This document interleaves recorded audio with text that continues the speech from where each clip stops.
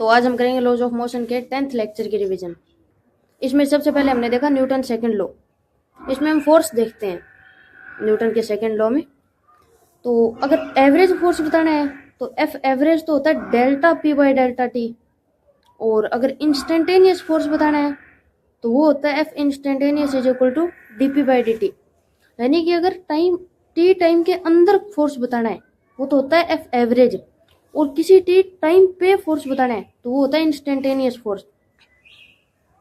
अब एवरेज तो देख लिया delta P by delta T. Delta P मतलब P final minus P initial divide by delta T, तो हमें एफ एवरेज मिल जाएगा। अब पी फाइनल चाहिए तो हमें मास और वेलोसिटी दे रखी है, तो उससे M V final minus M V initial divide by delta T कर देंगे। अगर सीधा मोमेंटम पता चल रहा है फाइनल और इनिशियल तो सीधा सब्ट्रैक्ट करके बता देंगे। और एफ इंस्टेंटेनियस होता है D P by D T, यानी कि मोमेंटम का डिफरेंशिएशन करना है विद रिस्पेक्ट टू टाइम, तो हमें इंस्टेंटेनियस फोर्स मिल जाएगा।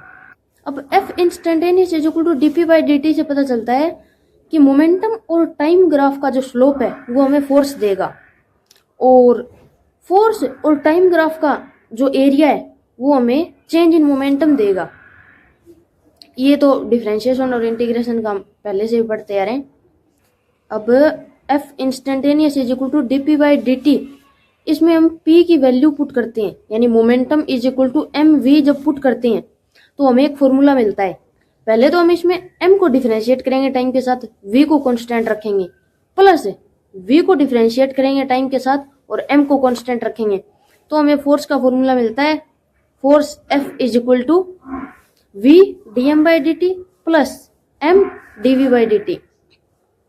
अब अगर इसमें मास कांस्टेंट है तो हमारा फॉर्मूला बचेगा F is equal to m D V by D T is equal to M A, क्योंकि D V by D T acceleration होता है। जनरली यही फॉर्मूला यूज करते हैं हम फोर्स का, F is equal to M A. ये कब होता है? जब मास कांस्टेंट हो, और अगर v कांस्टेंट है तो हमारा फॉर्मूला बचता है F is equal to v D M by D T. अब आगे देखते हैं, इसमें आगे हमने देखा इसमें इम्पल्स क्या होता है?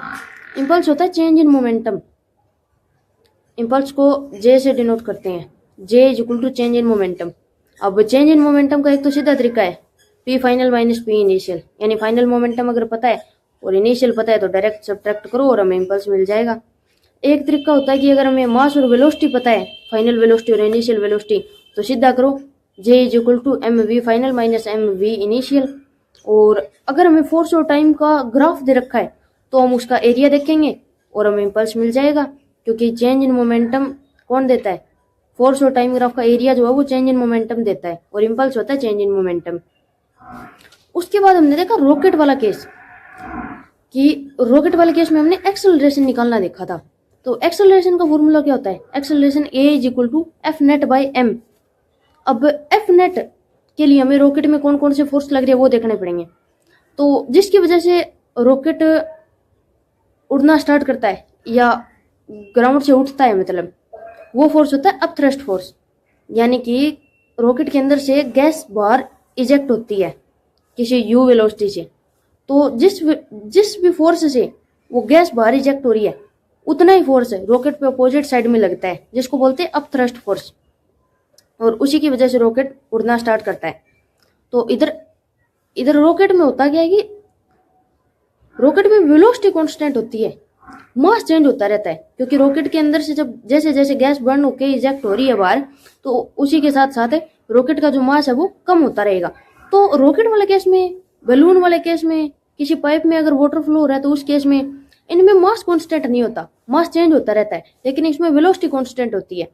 तो अगर मास कांस्टेंट नहीं है, वेलोसिटी कांस्टेंट है, तो हमें फोर्स का फॉर्मूला मिलेगा रॉकेट वाले केस में force F is equal to U D M by D T. ये क्या है? ये अपथ्रस्ट फोर्स है, क्योंकि जिस फोर्स से गैस बाहरने के लिए उसी फोर्स उतना ही फोर्स लगेगा रॉकेट के ऊपर अपोजिट साइड में। तो अपथ्रस्ट फोर्स हमें क्या मिला?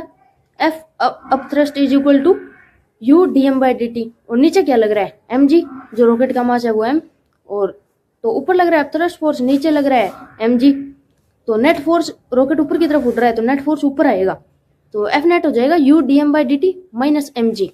और एक्सेलरेशन के लिए पूरी जो इक्वेशन है इसको मास से डिवाइड कर देंगे, तो हमें नेट एक्सेलरेशन का फॉर्मूला मिलता है acceleration a is equal to U D M by D t by M naught minus g, क्योंकि एम जी को जब एम से डिवाइड किया तो एम से एम कैंसिल हो गया, तो ये फॉर्मूला मिलता है।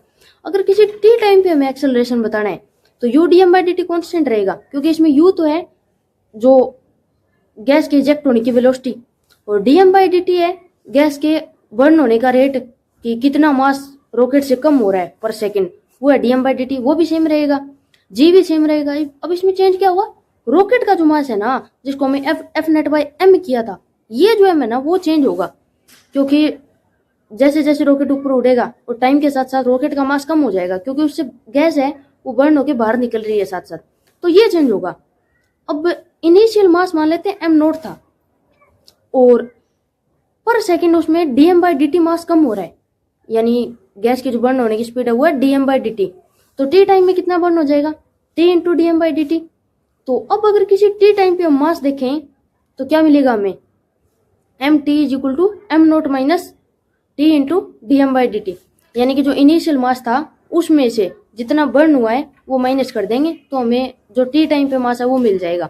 तो किसी टी टाइम पे एक्सेलरेशन का जो फॉर्मूला है वो बनेगा A T is equal to U D M by D T divide by M naught minus T into D M by D T, और पूरे से माइनस कर देंगे जी।